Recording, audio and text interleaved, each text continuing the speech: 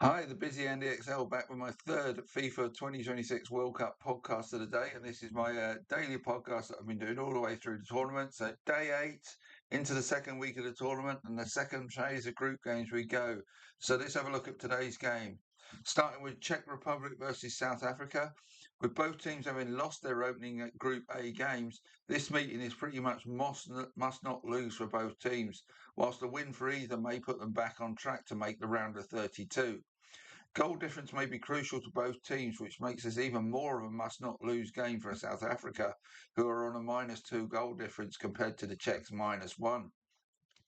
The Czechs were poor in losing to South Africa, but could still have got something out of that game. But South Africa were never in the game against Mexico. Set pieces were important and will be important to the Czechs' attacking threat in both the first game and this game, and that may well be the case against South Africa. South Africa will be without the suspended Sitoli and Swane for this game, which further weakens them in key areas. South Africa offered little or nothing going forward against Mexico, whilst the Czechs were similarly ineffective in open play. I just think the experienced Czech team will get the better of what will be a South African team without two of its more experienced members. As such, the Czechs just about win this 2-1 to send them into their final game with Mexico, probably needing a draw to go further in the tournament. If South Africa do lose this one by a single goal, they will be pointless with a -3 goal difference and needing a 2 goal or more winners of South Africa to really give them any chance of progressing, which surely will be too big an ask for this team. Right, next up will be Switzerland against Bosnia and Herzegovina. Now, all four teams have identical records in this group going into the next round of games, which means no team will book their place in the round of 32 here. But a win or loss, particularly a good win, will put the winners and losers in strong or weak positions following this game.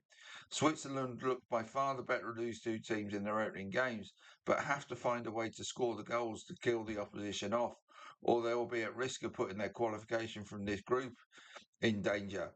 I still have to think they will prevail here though, and B&H would love to have Edin Dzeko available for this one to boost their belief, but that they can hurt this Swiss team given the opportunity. Scoring has not really been a huge problem for the Swiss, so I will take them generally. That is, they just did in the first game against Qatar. We'll look at that as an aberration. So I'm going to take them to overcome their first game laxity in that regard and run out 3-1 winners here. Canada and Qatar, or Qatar, depending which one you prefer. Canada were the better of the two teams against B&H, whereas Qatar were dominated by the Swiss, but stuck in there and got an injury time equaliser um, in reward for their tenacity. But I was far more impressed by the Canadians and see them being the team that comes out on top here. Such a win would pretty much ensure their path to the round of 32, whereas a defeat for Qatar would leave them and potentially Bosnia and Herzegovina playing knockout football in their final group games. But I'm going to take Canada to win this one by a score of 2-0. And the final game today is Mexico versus South Korea. Now, these are two teams that won their opening games to meet here. So a draw would put both of them through to the next round, whilst a win for either would put that team well on the way to proceeding as a group winner. Although both teams beat poor opposition in their first games, I was more impressed with the South Koreans. So I think they may actually have enough to win this game against one of the co-hosts. If Mexico are to prevail, Julian Quinones, who was very impressive in their first game, may have to lead them to victory here. But as well as looking like the better of the two teams in their first games, the Korean squad looks to contain more quality across the board. And I think they will inflict the first defeat on one of the three host nations here. South Korea 2, Mexico 1 is my prediction. That would leave South Korea only needing a draw in their final game to win the group, whilst Mexico will need a draw or better against the Czechs to ensure their place in the round of 32 should they lose this one.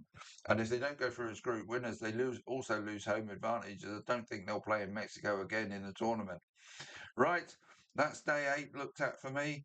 Very busy day of podcasting, all done and dusted. I'm going to go off and get on with my normal life now. See you later.